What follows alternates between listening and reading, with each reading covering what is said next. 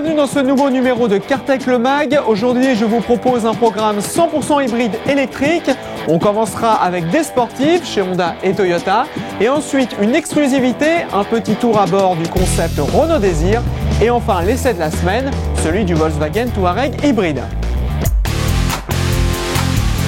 Sportive et hybride, c'est difficilement conciliable si on veut rester efficace en termes d'environnement.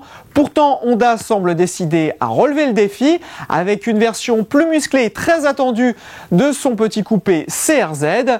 Pour l'heure, pas de production annoncée, mais un concept car, le concept R.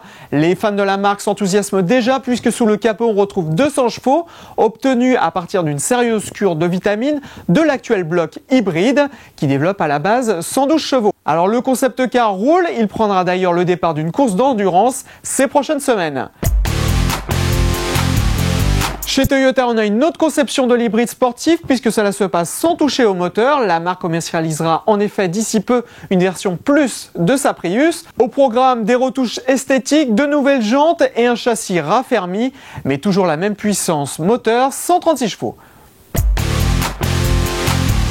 Et maintenant, direction le circuit de Mortefontaine en région parisienne à bord du concept car Renault Désir.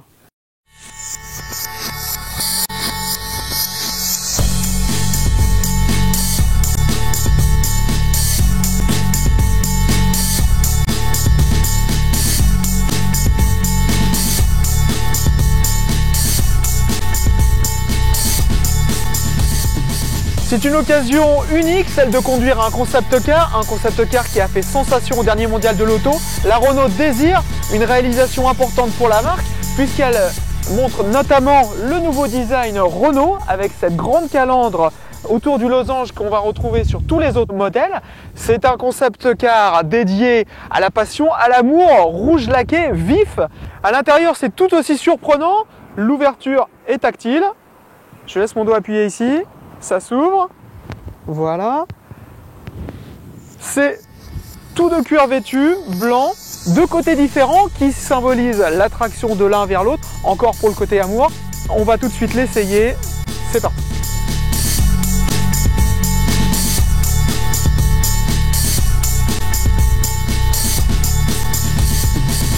Sous cette carrosserie et ce bel intérieur se cache en définitive une voiture déjà existante, ou deux plutôt. Le châssis est emprunté à la Mégane Trophy, une compacte préparée pour la compétition. Et quant à la motorisation, Renault a fait simple, il a repris le groupe propulseur de la Fluence électrique avec la même batterie et un moteur poussé à 150 chevaux.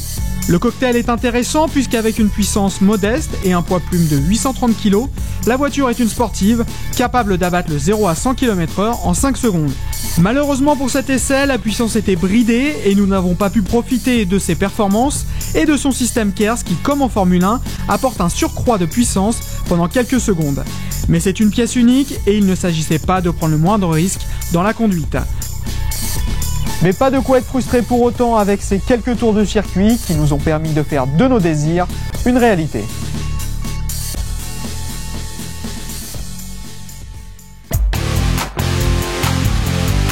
De l'électrique, on passe maintenant à l'hybride, un SUV hybride plus précisément, le nouveau Volkswagen Touareg qui vient chasser sur les terres du Lexus RX 450h.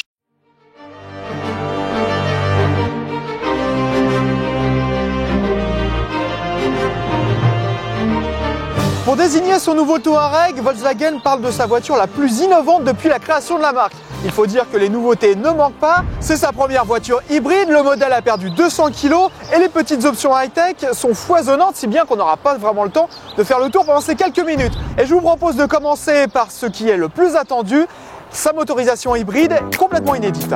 Mais avant tout, quelques mots sur ce nouveau design. Il est moins en rondeur, plus dynamique, un peu plus consensuel et moins tape à l'œil. Alors bon, ça reste toujours un bon gros bébé de 4,119 m qui gagne quelques centimètres. Il est maintenant proche des BMW X5 et Mercedes ML.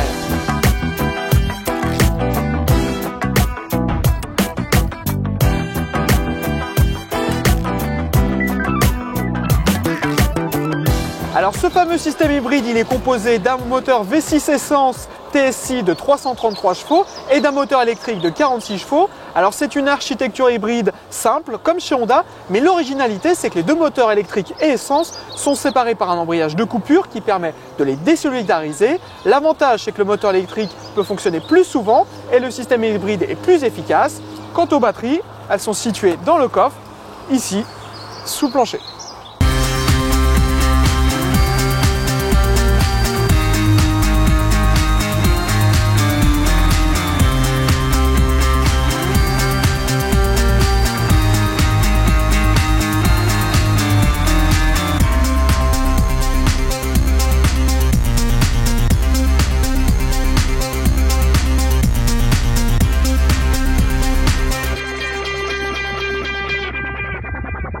Au volant, le fonctionnement de ce système hybride est complètement transparent, comme chez Toyota par exemple. Mais la différence, c'est qu'on ne peut pas avoir la main sur le mode électrique.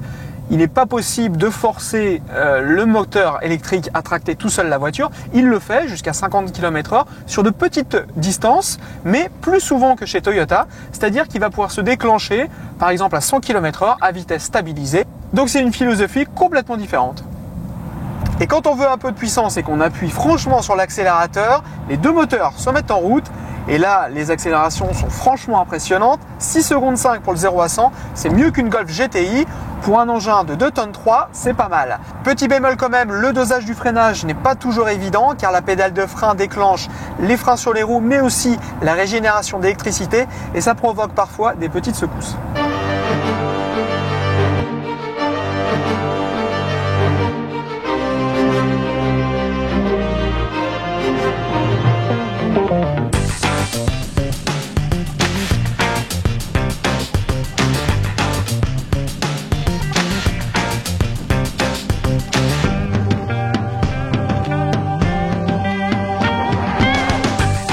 C'est du haut de gamme, c'est impeccable et ça n'a rien à envier aux marques premium allemandes.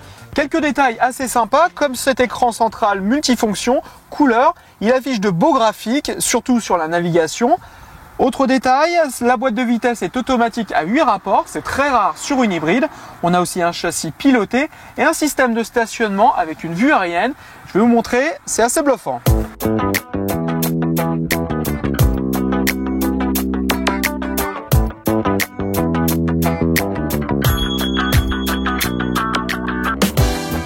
Et pour finir, quelques détails assez sympathiques, comme ce contrôle de la suspension qui permet d'abaisser le seuil de chargement, très pratique quand on a des objets lourds, et cet autre bouton qui permet de libérer l'attache remorque qui est située derrière le pare-choc, très pratique sur un 4x4.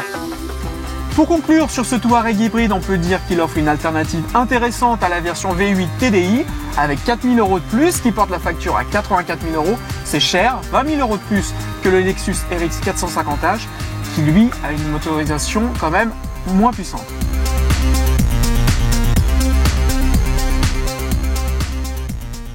Voilà, ce mag est terminé. Je vous donne maintenant rendez-vous dans 15 jours. D'ici là, retrouvez toutes nos news et nos essais sur notre site cartech.fr.